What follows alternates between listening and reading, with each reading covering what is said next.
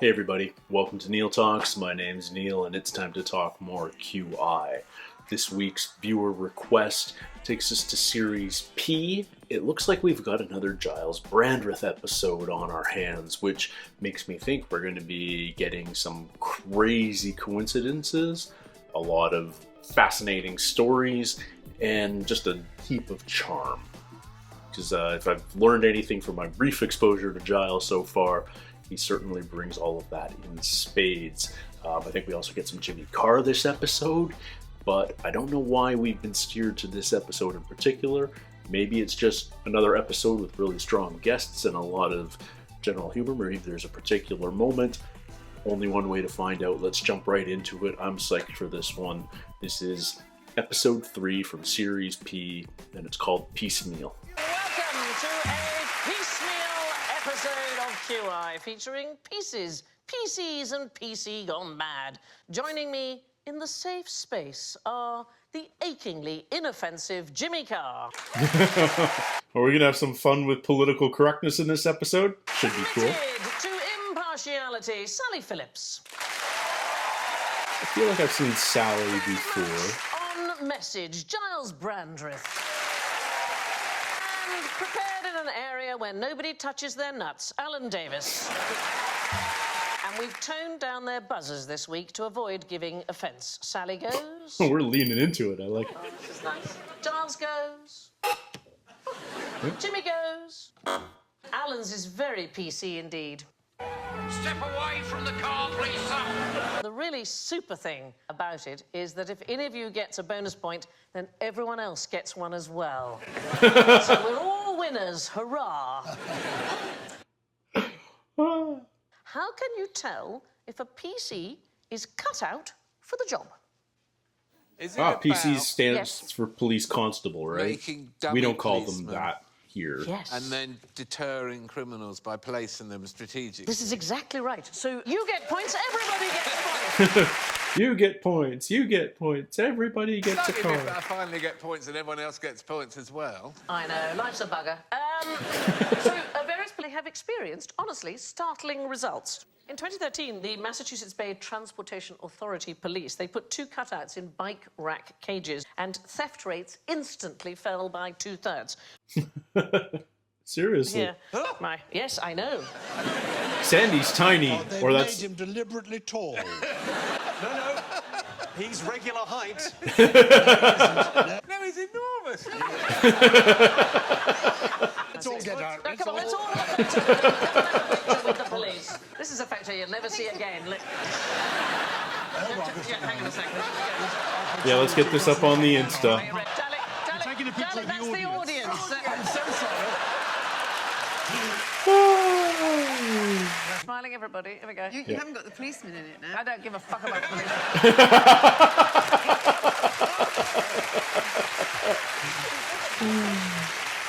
May I Fuck share the something police. with you? What I know about you, Giles, is there's no stopping you once you've decided.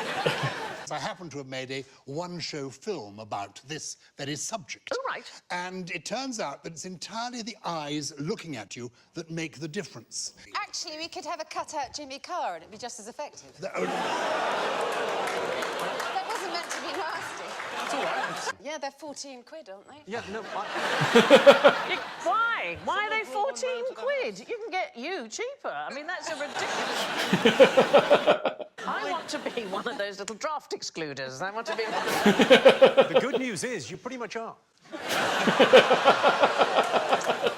Wow. I have to say the Police Federation are not too thrilled with this. They reckon that it's an attempt to avoid paying salary. It's a bit embarrassing for them that they're just as effective as a real policeman. Well, several forces have admitted suffering theft of their cardboard policemen.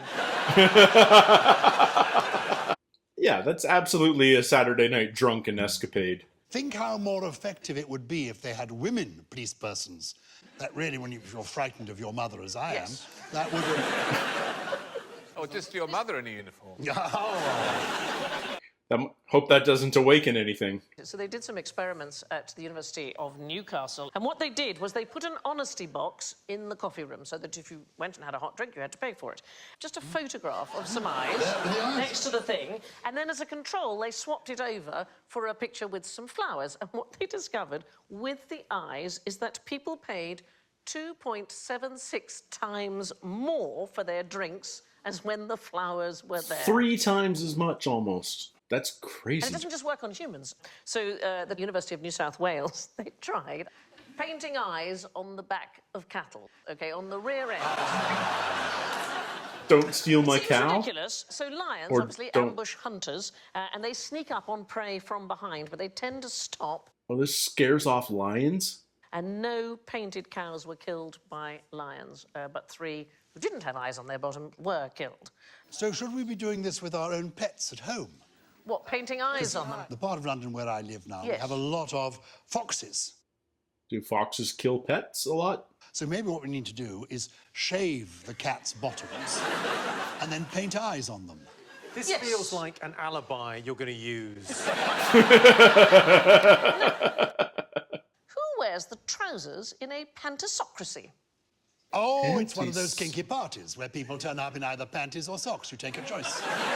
Basically, it is government for and by Everybody. all. Yeah. So it was a... Yes, Charles, you don't rarely ask permission to speak. I've actually lived in a pantisocracy. Have you? And it's hell. When I was about 17, a master from our schools... Where's this going?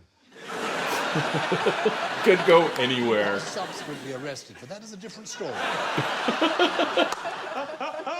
We went to a village where Coleridge, the poet, had been on holiday. Coleridge and a friend of his, I think Sandi, they had invented this idea of a society where everybody was equal. All 8 of us and this one teacher, we all had to be different romantic poets. I ended up as Byron. It was a ghastly, ghastly experience, and it put me off equality forever. They were going to start a sort of hippie colony, and difficulties arose because Sandi clearly assumed that servants would do the actual work. And By women... servants, you mean women? I do mean women. Yes. Women would do all the child rearing and so on. Can anybody bring to mind a single piece of writing by Robert Southey? In fact, I think it's pronounced Southey. Well, I was going to mention that, yeah. Never even heard of them. The Hungry Caterpillar? You're not far off. So he wrote The Tale of the Three Bears, which is Oh, the yes. original story of Yes. Goldilocks. Yes. Oh. Yes. And this led to what we all had to do on this holiday. OK. Bring it around. I had chosen to be Byron. Not Lord Byron, but his cousin, H.J. Byron, and the man, as you know, Sandy, who invented Widow Twankey and also created the character of Buttons. OK, you live and learn. And How does the He pretending to master, be of course, poets was on Coleridge and took it seriously, relate which to meant taking equality? opium. He was a druggie. And Did you at any stage in the 3 weeks stop talking?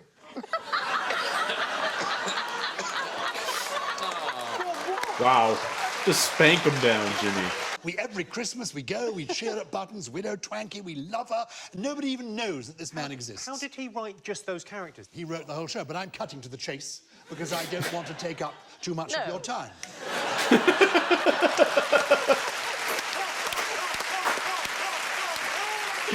I desperately want to know whether you chose H.J. Byron or whether he was imposed upon you. Just one tiny second, Jazz. Do not ask him any supplementary... I so recognise the way your mind works, because that's exactly what I would have done. Just like the time I went to audition for Jonathan Creek, and just as I was going in the door, I thought, oh, hang on, it'd be brilliant if she was Spanish. Did you get the part? No, obviously not. Other political systems starting with P. See if you can work out what any of them are. Is that panicky? The system currently, Pornography. isn't it? Plutocracy I've heard of, but I'm honestly not... And the idea is an individual fills in a form and says what kind of government they would like to be ruled by. And once you're registered, you're subject to that regime. I'll be Tinkerbell to your Wendy. I think they're flirting, but I couldn't swear to it. Not getting nothing. that far, to No, be honest, not but I getting- mean, you know, give him time. I'm very aroused. The zone of effect is still contained.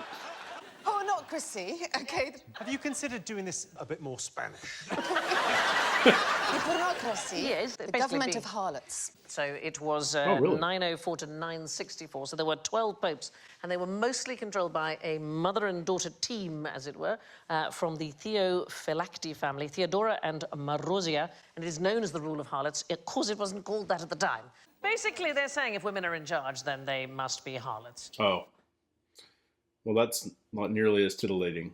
Plutocracy. What do you reckon? It's nothing to do with that wonderful character Pluto from the cinema, is it?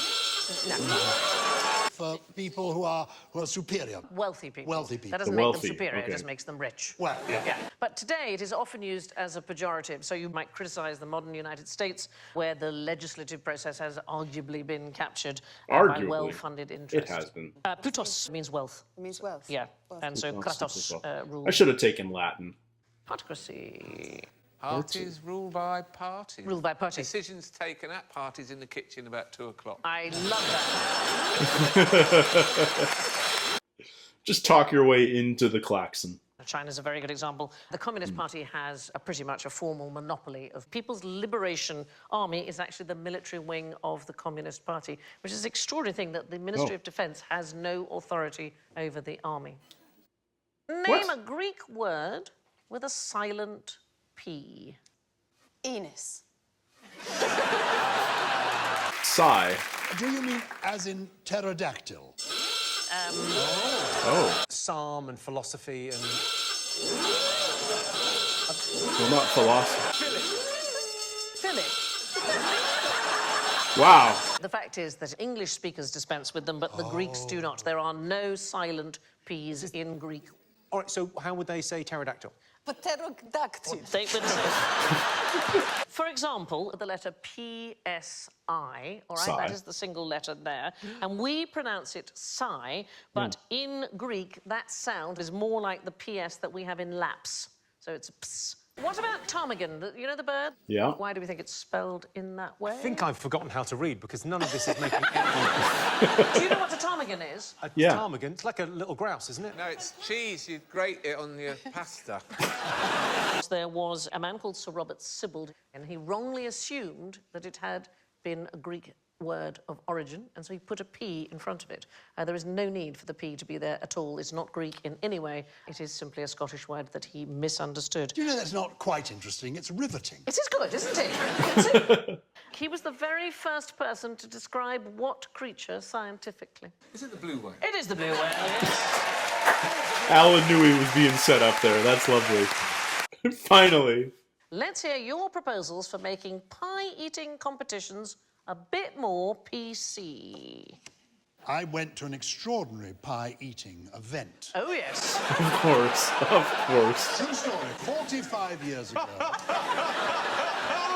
I was just down from university and I was invited by a man called the Earl of Longford, social reformer. He launched a crusade against the scourge of pornography in our society.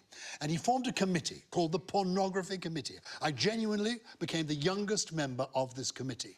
Yeah, no, I seriously, I still have the raincoat I bought at the time. There was a bishop, an archbishop, a rabbi. I think I know this. You walked into a pub. No. We did better than that. We went into a club in Copenhagen where they were offering us a special pie. True story. And when the crust was removed, you wouldn't believe it. There they were, naked people. Are we all allowed to tell our sex dreams? This is fact. I've still got the photographs. Is there a point? They're not much of a point. Because... His view was, let's go and see what is happening and report on what is happening. Well, I've actually done a significant amount of research in this area. I mean, I don't look at pornography anymore. Not for moral reasons, I've just finished it.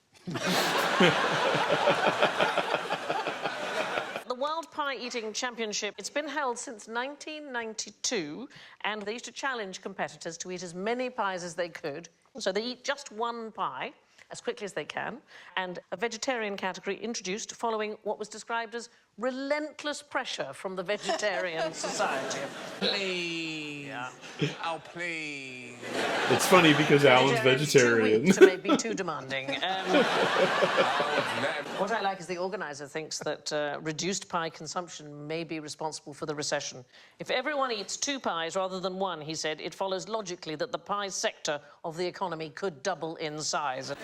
I mean, it's flawless logic. I know. Yeah.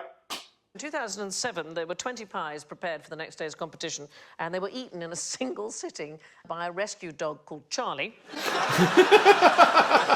he's the winner. Charlie's owner, Dave Williams, entered Charlie in the competition because he thought Charlie's is an absolute natural. Charlie would have been stuffed. But he was full from the previous day, and he only ate half his pie.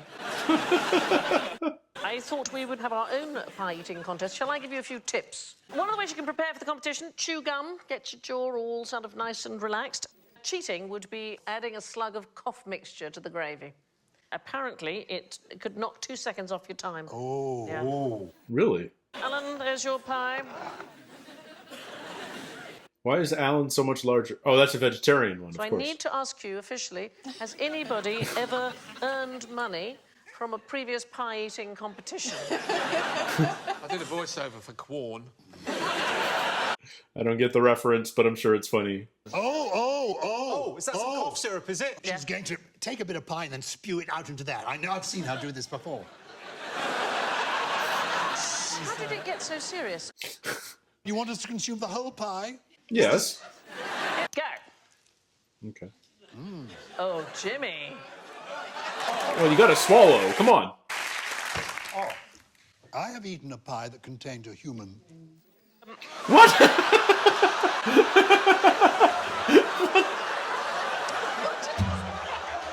Did he just admit to Was cannibalism? it in Copenhagen 45 years ago? It wasn't. Yeah. It was just before last Christmas in India. I was researching a book that I've been writing called Have You Eaten Grandma? What? A book about punctuation, as you can imagine. The United Nations has banned cannibalism. It's not allowed anymore in the world, with the exemption of this tribe in a part of India. When the person dies, the grandparent dies, what they do is they feed it to fish. They put the fish in the pie, and then you eat your grandparents in the pie. So I have eaten human fish pie. Well, if only there were points for that. As I still got the raincoat I bought at the time. It's going to make me laugh for years. But in truth, my wife has sewn up the pockets.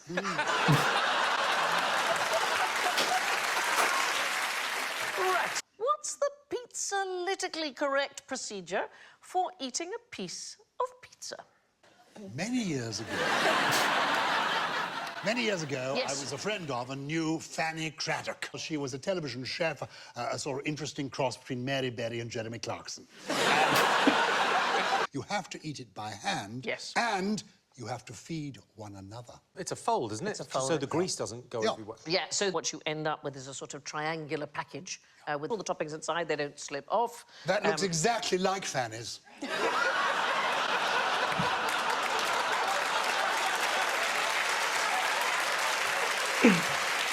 Giles! Dear God, sir. Whereas in Italy, you tend to put a finger in and just sort of bend it. So you... We're talking about eating pizza. Can I just say that my mother watches this? I just... Not for much longer. Where'd you get put the- a finger in, though, Sally? Where'd you put a finger? Well, you... how do you do it? I'm just trying... You can't. Basically so that you can hold the end up. If you hold the triangle flat, the end will go floppy. Let's talk about pizza toppings, because that is a very emotive... Yes, my darling. I once met Princess Margarita. I've got a quite interesting pizza fact. The guy that invented the Hawaiian pizza was a Canadian man. Canadian, yes, the Hawaiian Edmonton. pizza is from Canada. Yeah. Well, the president of Iceland in 2017 joked during a school visit that he thought pineapple should be banned as a pizza topping. This set off an international firestorm on Twitter. Personally, he recommended seafood pizza toppings. This caused another firestorm. order. So imagine you've got a small, you've got a medium, you've got a large. If you want value for money, which one should largest you one. order? Ooh, probably the small. No. You think it's the small No, one? definitely the large. It's the topping to crust ratio. So here is one of those rare moments when I've thought about things this you do at school, mathematically. maths actually is fantastically useful. The small one is 57% more expensive per square inch than And there's the also large more one. crust per like the ratio of crust to interior is much higher on a small. First ever Bitcoin transaction, this is astonishing, it was for 2 a pizza pizzas. purchase, so it was in 2010. He offered 10,000 Bitcoins to anybody who would bring him a couple of pizzas. 10,000. They were worth $30 at the time. As of December 2017, they would have been worth $100 million. Whoa! That's more money than I'm... They've come down a bit since then. Well, no. From 2017, I don't know. But they've come down a bit in the last year. You've all got some pizza dough? Pizza dough. Oh, we're making pizza. This is exciting. So- Put your finger in, Sal. If you work your wage, you really kill your pizza, is how we say. We kill the Don't pizza. work Okay. yet, you'll kill That's your a pizza reason jar. Don't kill we're your using pizza. you're always from the middle, you know? Okay. You're straight Keep stretch moving from it the out. middle? Stretch Oh. from the middle. Yeah? Oh, no! Is it necessary to throw it in the air? No. Not really. Here's As you can see, no? Casper, the naughty ghost. It's in a pair of old knickers. Who has overdone it with the pie? If you go to Miami Airport, they're all trundling around, these hugely gross people who... They're called Americans. It's about maths. It is about maths, yes. So the number pi begins, anybody, what does it begin with? 3.14159. 3.14726. Just saying random numbers now. Has it got an end? I don't think it's got an It end. doesn't. So it's very much like one of Giles's stories. It goes on forever and it's irrational. But at the end of 2016, pi had been calculated to over 22 trillion decimal places. That is way more than we need. We would only take 40 decimal places to calculate the circumference of the entire observable universe to a margin of error of the width of one hydrogen atom. In 1873, there was a British mathematician called William Shanks, and he published a groundbreaking calculation of pi to 707 places. It had taken him 15 years to dear do God. by hand. And mercifully, he had been long dead when somebody noticed he'd made an error. I know, on the 527th digit. I remember that the person who came up with the word pi, the Greek letter pi, for this phenomenon was a Welsh person. I know this because he's a kinsman of mine. He was known as William Jones. I come from a long Anglo-Welsh heritage. Let's go back through the whole thing, yeah? William Jones, Yes. known as Jones the Pie, he... Jones the pie. So I want you to imagine that we have taken a piece of string and we have tied it around the Earth's equator. So that's about 40,000 kilometres, right? Yep. I would like you to lengthen the piece of string so we can raise it just under 16 centimetres above the ground all the way around the Earth, OK? So how much longer would the piece of Well, string pi need to times be? 16. Well, 1 meter, pi d. So you're adding 32 centimeters, multiply that by pi, you've got 40,000, 100. another 40,000. Another 40,000? Another 40,000. An extra metre. Alan is absolutely right. It is just 1 metre of string. Very well done. If we only need a metre more, we should do it. Yes. Do you even know what it means to toe the line? I always thought towing the line went back to my time in the House of Commons. Oh. Man, they're punishing Giles. Set me up. I did. And it's taken 3 hours. So he was an MP too? We absolutely know that that is not. I don't know why you think you absolutely know everything, because you don't necessarily. There are the 2 lines, thank you, Yes. on the floor of the House of Commons. You have to keep your toes behind those lines. Why were they that distance? Because it's the length of 2 outstretched swords, and so they The don't allow... difficulty, darling, with this story is that that chamber dates from 1950. Built on the model of the original chamber, which All was the built... paintings of the older versions of the chamber show no lines on the floor whatsoever. The lines were invisible, as in the silent P.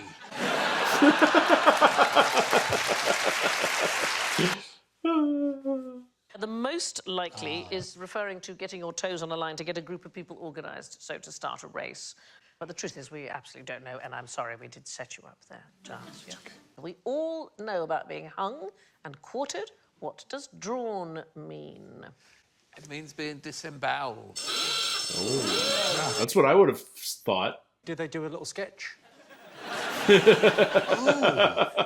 Drawn through the streets in some way? It is to do with being drawn through the streets. In fact, we have the phrase round the wrong way. It ought to be drawn, hanged and quartered. That is the order of it. Oh.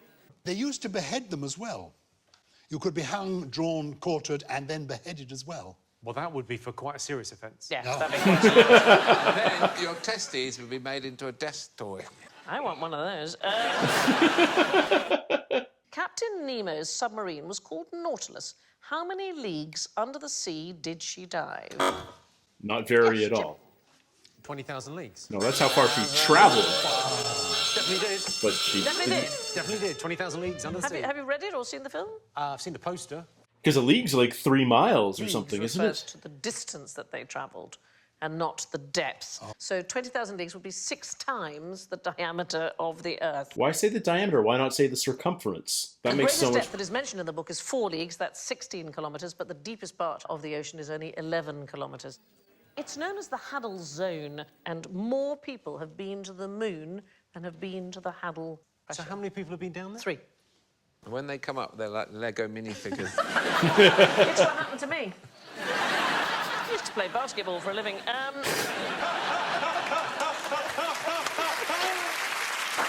The prize for the most positive attitude goes to Giles. We're subverting the scores. Tidiest desk, Jimmy. Neatest colouring in, Sally. And waggiest tail, Alan Davies. I leave you with this question. Would a simple, politically correct policeman's computer be an easy-peasy PC's PC? Thank you, good night.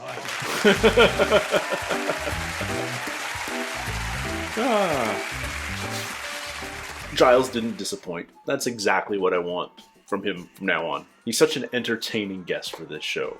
And I love that everybody sort of mocks him because he has such long, convoluted, but let's face it, interesting stories that it's almost a running joke, but he's so good-natured about it that it doesn't seem spiteful at all. You know, even when Jimmy just shuts him down hard, he knows how to react to it. So I thought he was like an actor and a presenter, but I learned in this episode that he's also an author and he used to be an MP. Like, wow. I feel like I need to learn more about this guy's life. Presumably he's written an autobiography. Who's the more fascinating character between him and Brian Blessed? I guess is sort of the question. Debate in the comments below. Jimmy's always a strong guest. This was a fun one. I didn't realize we were... When I saw that the episode was piecemeal, I felt that it would sort of be a grab bag, a potpourri, if you will, of various P topics. But they leaned into the political correctness of it, especially at the beginning. So that was different and fun. And they even took it so far as to not to do scores this episode, which is probably just as well, because I think Giles ate a ton of klaxons on this one. Nevertheless, yeah, that was a fun one. Thank you guys so much for recommending it to me. I really do rely on your recommendations to figure out which episodes of QI I'm going to watch next. If you recommend one, I will eventually get to it. I'm working my way through the list and I'm having a great time on that journey. If you guys haven't already, don't forget to like and subscribe. And until next time, everybody, take care, stay healthy, and we'll see you soon. Cheers.